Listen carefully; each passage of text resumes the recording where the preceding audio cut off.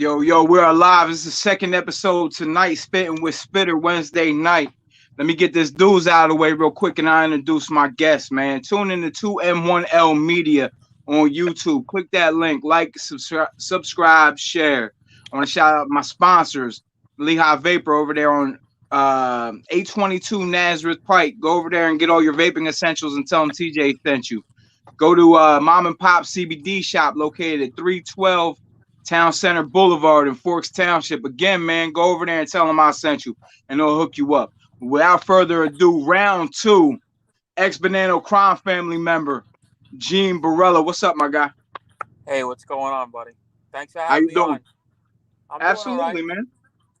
Yeah, same old stuff, just a lot of stuff going on. But, I made time for you. Me and you are personal friends. So, I I got to make sure I appreciate come that, on. man. Yeah, I absolutely. appreciate that. I see a little something changed around your neck since the last time you've been on. Oh, yeah. I got a little chain. Yeah, Little chunky. yeah, yeah. Little chunky. I'm not mad at it. I'm not mad at it. For So what's up? all those that don't know, man, tune into the Johnny and Gene show on YouTube, man. They're doing numbers. It's major. Yeah, the show's taking off. Like I said, when I first got home, I had contacted Johnny, and I says, I think me and you are a good fit. I says, everyone always compared me how you were back in the day. I says, I think me and you would be a good fit because a lot of guys wanted to do the shows with him. He don't want to do it. He says, yeah, I think we'll work. And sure enough, it took off. You know. It's funny. The first time I was introduced to both of you was you guys did the little Vlad interview. Right. Yeah, that was my first one ever. Well, and I had I was only home for 3 weeks. You just celebrated a year home, correct? Right. Yeah. Yes. December 6th was 1 year. So before we get into your past, what's this year been like for you? Due to COVID, it's still good. I got a lot of things done that I wanted. My book deal is in the works. It's about to drop. My book will be dropping soon. Our podcast, obviously, everyone knows it's taken off like crazy. We have a huge documentary in the works with Netflix. So we still have a lot of things going on, but COVID kind of just backed it up a little bit. But within the next couple of months, everything will be jumping off. Love it. I love it. Now let's get into where Gene came from and how this started. Right. Right. So I was Brooklyn born. Okay. I was Canarsie, Flatlands in 84th. I lived in Canarsie till I was about 8, 9 years old. And then I moved over to Howard Beach, Queens, which is the largest organized crime neighborhood in the country. I pretty much started off at 15, 16 years old with, petty small crimes, selling drugs, doing minor things. And then eventually Howard Beach has a thing what we like to call the 5-family farm system. So basically the 5 families is all over there and everybody, it's like a little farm system. And then whoever, it's either you go with this family, with that family, I was actually related. I was Gambino related, but I ended up not going with the Gambino family. I ended up going with the Bonnano family. At about 19, 20 years old, I started committing serious crimes after I had done 2 years in prison, a year and a half in prison. And then I got with the Bonnano Crime Family. And from that point, history was, that's what it was. So why didn't you go with the Gambino Crime Family? So when I was younger, my uncle was a captain, one of the most powerful captains in the Gambino family. He had went to jail, and my cousin Anthony, who was his son, was also a very respected Gambino guy. He went away to jail also. So when I became the age of really getting involved, my best friend was Bobby Gialonzo. He was he was related to the higher ups in the Bonnano family. So me and him became really close. When they wanted me to go with the Gambino family, they wanted to stick me with my Uncle Andy's crew, which was all old men.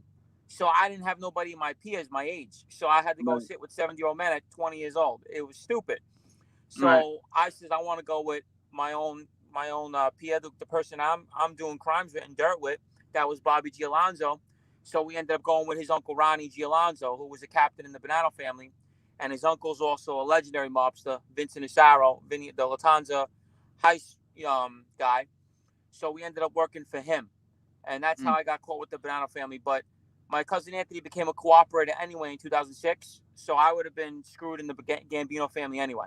He told on the Right. hierarchies and the Gambinos. So what did the Bonnano family have you doing?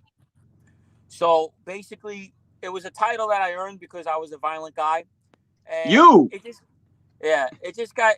got easy for them to say send Gene and Bobby. So me and my partner were always the guys to go to for the hurt people. So it just hmm became a thing, just send Gene and Bobby. And then sure Right. enough, we inherited that role where it's just like you do all the violence for us. And that's what ended up happening. You know, I picked up guns at a young age. I shot a couple of guys for them. You know, I tried to kill a couple of guys for them, and I made a big reputation for myself. And that was really it. What was the worst experience that you had while carrying out these duties for the family?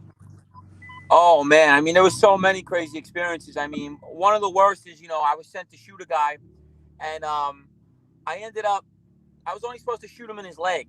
He had owed hmm money, and he had told us to get it in blood. He told a guy in our crew, Pudgy, that wasn't tough. He had said that he's not paying, get it in blood. So Ronnie sent the message through jail for me to shoot him. So I ended up sitting on the guy. I caught him by a park. I opened his door, but the kid grabbed the gun. I was only supposed to shoot him in his leg. He grabbed the gun on me. So I ended up See, shooting him in his groin, in his face, and I almost killed him by accident. So it actually turned into a leg shot, almost turned into a homicide. Yeah. that and I don't want to laugh, but the way you Right. worded it is crazy. Yeah. Like I didn't want to kill him. I was only supposed to shoot him in the leg, but here we are. You He know, grabbed the gun. I can't have this guy take the gun from me. That's the biggest mockery in the fucking face of the earth. So I had to basically start firing at him. He's lucky he's right? alive because I tried to shoot him in the head the second shot. I was going to Mm. kill him. We got So some comments coming in real quick because we are live right now. So if there's anything you don't want to say, you don't want on live, don't say it. You know what I mean? Bradley Schwartz said, "Okay, here we go. This is my shit." Brad's real in tune with the Mafia, so right, that's I assume. right. So, So for my age, I know a lot. I've been around a lot of guys. So if they want to ask away. I know pretty much a lot, everything. when I got done the last time you were on, 20 different people inboxed me, and the question that stuck out was, "Why is this guy so comfortable with being an informant?" Okay, so bas- basically, I wasn't an informant. Okay. Basically, I was set up by informants. So, Oh, okay. and I'm not trying to justify, but an informant is somebody that wears a wire, is somebody Mm-hmm. that gets paid on salary to inform. Me, I was a thorough bad guy, and they all wanted me off the street. So they Right. did. Good guys and bad guys were calling up on me because I was robbing. I was robbing gangsters, drug dealers. I had no regards for anyone. They just didn't want me on the street. They couldn't handle me. So what ended up happening is that they built a little task force for me, the organized crime unit, and they were just following me, my own unit. And they had all these guys setting me up. My own cousin wore a wire on me. My cousin's husband wore a wire on me. My friends wore wires on me. So I had 30-something cooperators ready to testify against me.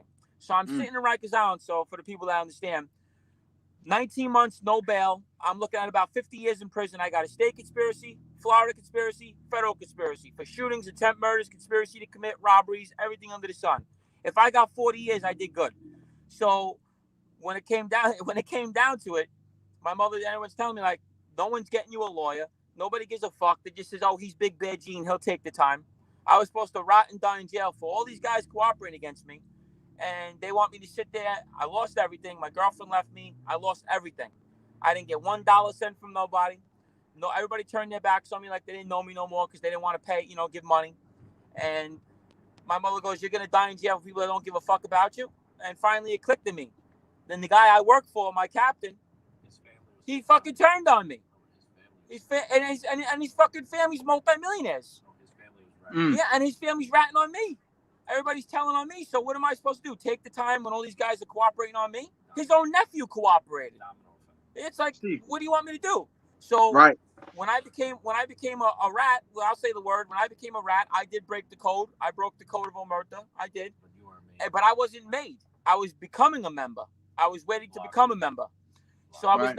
I was blocked by Ronnie Gialonzo, the guy that loved me, that I did all the work for. So he blocked me. So all I kept doing was getting fucked over and used. So what am I supposed to do? Who's Right. going to sit there and take that kind of abuse? Yeah, You know what I they mean? just using you to be a shooter. That's Oh, when I was crazy. that just wasn't what I was.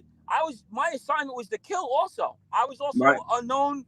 If I had to kill, that was my job. If somebody needed to be dealt with, I had dug a hole for a witness. He was supposed to go in it. He just got lucky. We couldn't find him. I was a bad dude, man.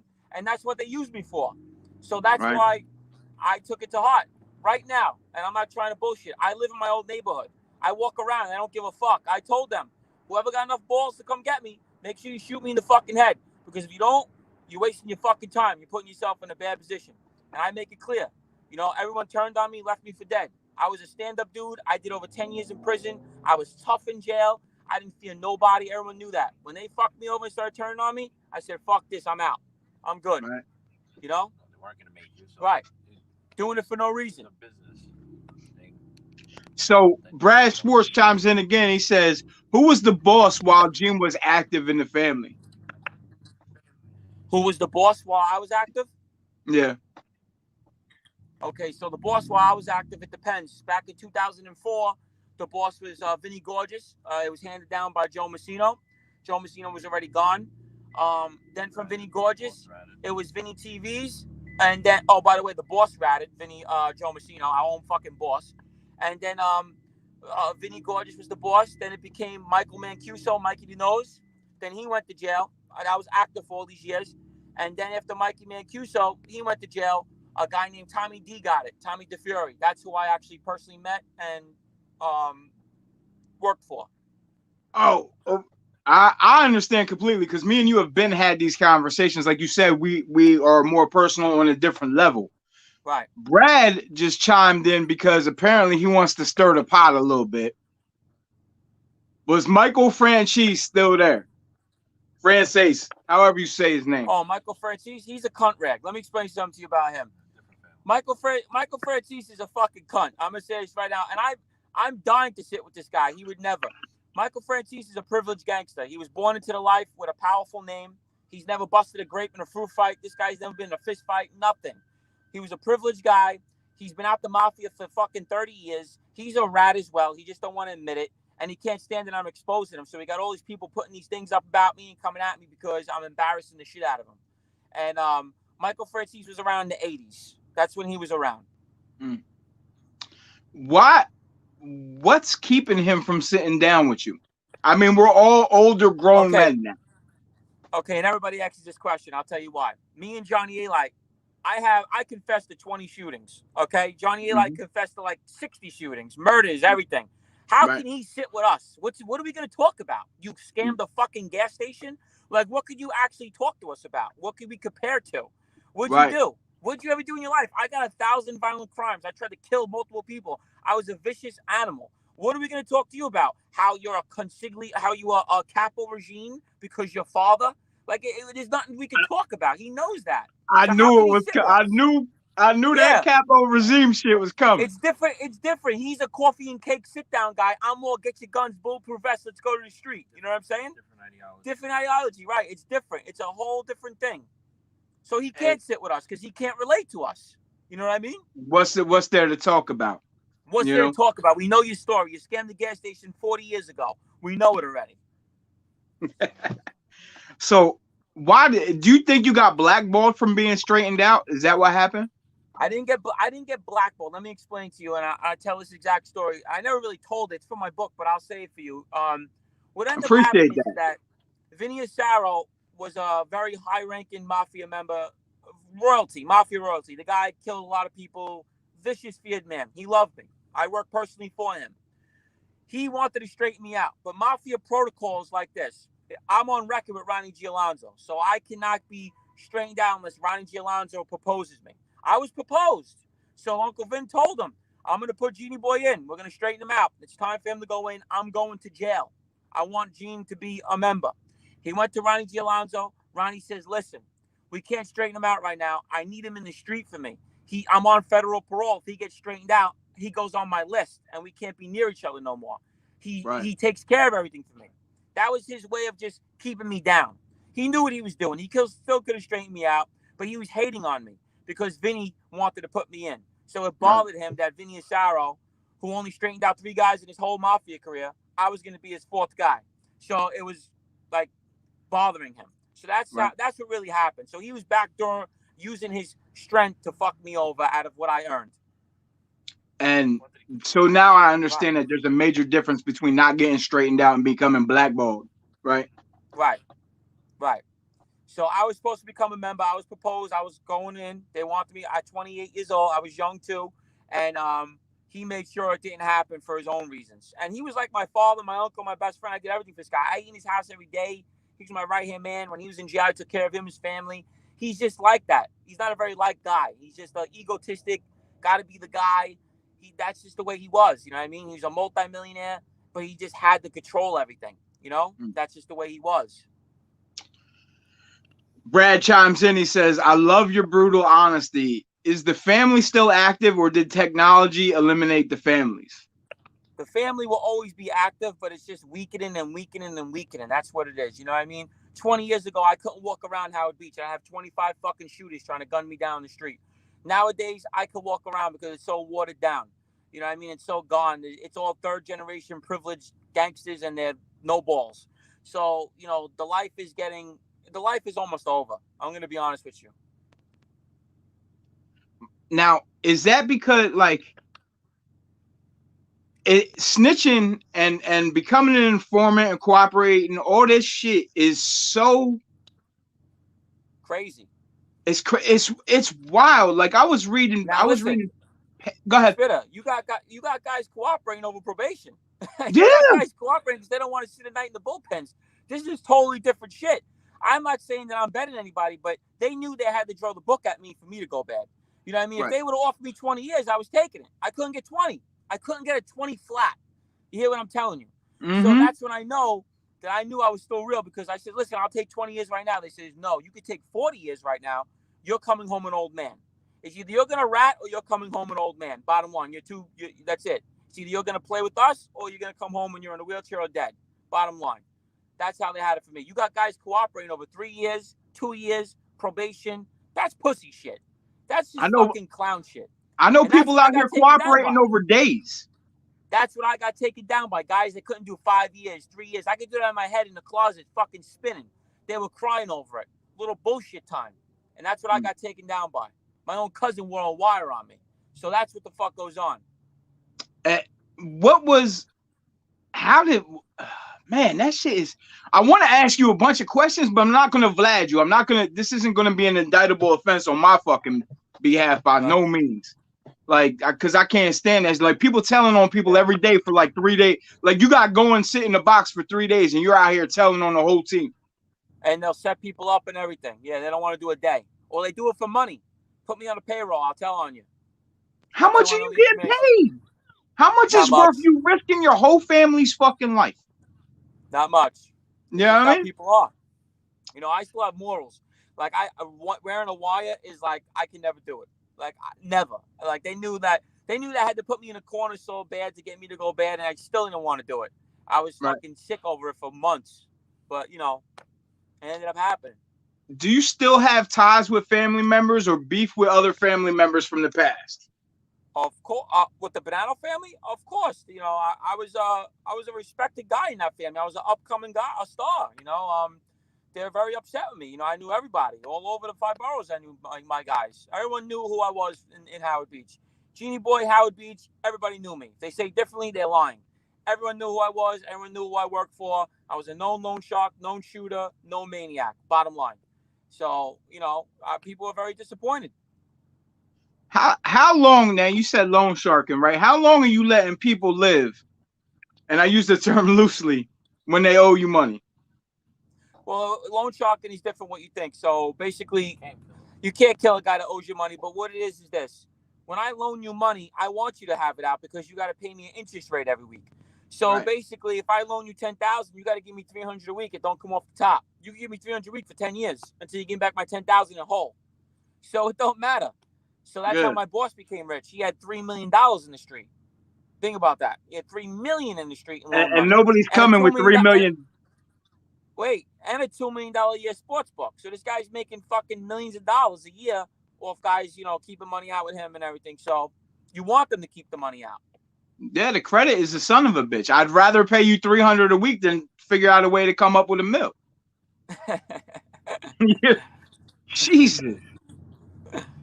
Brad chimed in and says, and this is my one guy. Me and him came up together, and he loves the mob, the mafia. You know what I mean? And he has witnessed me go down for all my shit, and he's always been A1 with me. He said, it's always someone close to you in the mafia that kills you. Absolutely. So we're taught element of surprise. That's what we're taught. I had shot one of my friends. My first shooting for them was shooting one of my friends, and I had shot Chris Cagnata for disrespecting the family, and I had shot him in broad daylight. And he trusted me. He met up with me, and I popped him. That's always how it happens. You know what I mean? That's the life. When you get into this life, if you break the rules, you be sitting in a car with somebody smiling with you. Next thing you know, you got a bullet in your head. I have friends of mine that killed some of their friends for the life. So it is, I had my own cousin-in-law, his brother-in-law to his death. That's the way it goes. You know what I mean? My Uncle Andy ordered his own son-in-law to be killed for hitting his wife, and my cousin lured him to his death.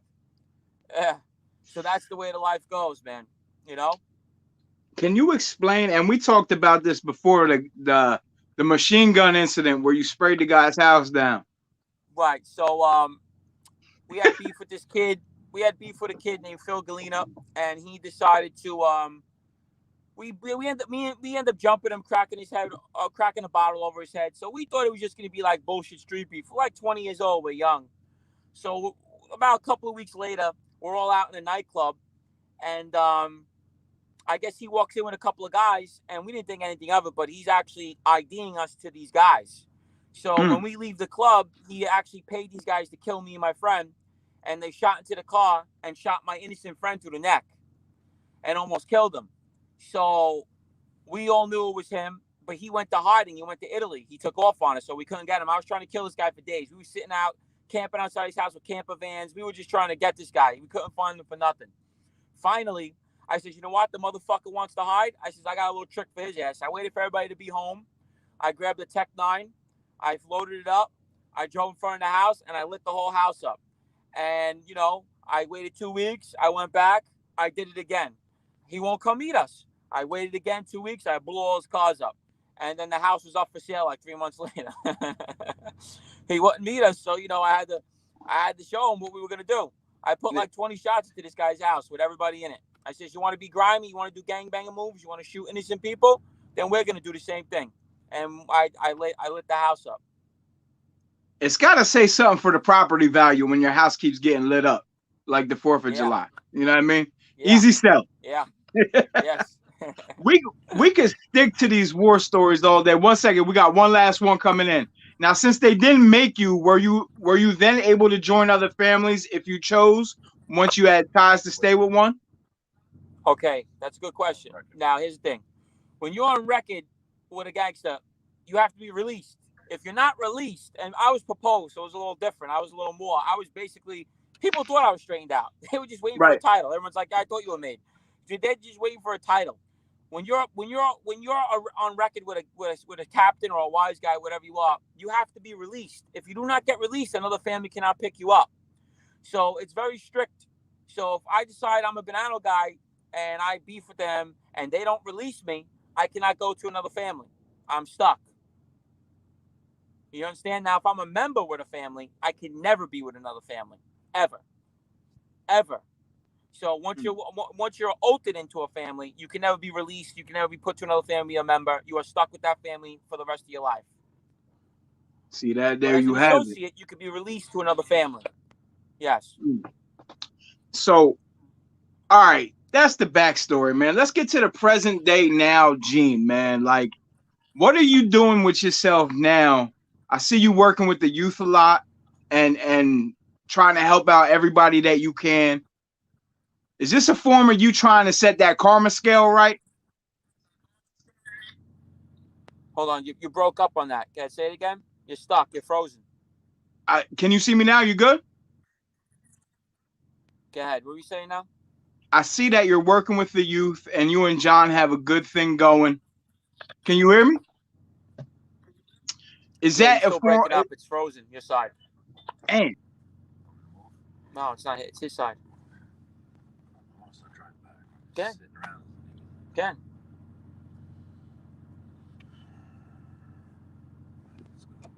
But they're looking at the college. Over there, they will have to leave. Fucking roll up with him. We got out the hood. I'm back. Hopefully this works. Jesus Christ. You good? Can you hear me now? Bad connection. Bad connection. One Probably something bad. Motherfucker. Back.